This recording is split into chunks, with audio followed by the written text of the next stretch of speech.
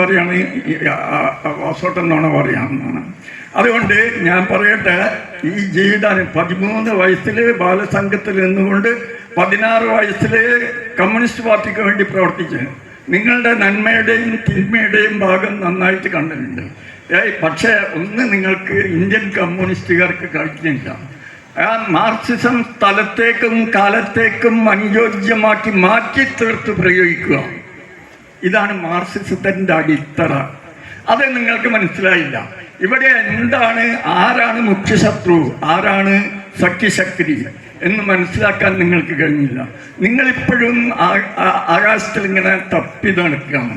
ഈ തപ്പി നടക്കലിനെ സംബന്ധിച്ച് വിശദമായിട്ട് തന്നെ നിങ്ങളുടെ കാര്യങ്ങളെ സംബന്ധിച്ച് ആദ്യമായിട്ടൊരു വേദി വന്നല്ലോ, നിങ്ങൾ എന്നെ പരാമർശിക്കുകയും ചെയ്തല്ലോ.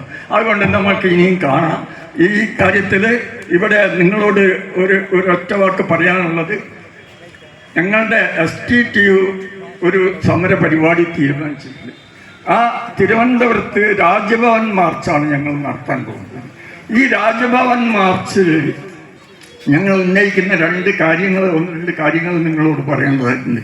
ഒന്ന്, ഈ ഗവൺമെൻറ് BJP ഗവൺമെൻറ് വന്നതിന് ശേഷം ഞങ്ങളുടെ തൊഴിലാളികൾ ഇന്ത്യ ചെയ്ത് നേടിയെടുത്തിട്ടുള്ള ഏറെക്കുറെ 20ലധികം തൊഴിൽ നിയമങ്ങളുണ്ടായി.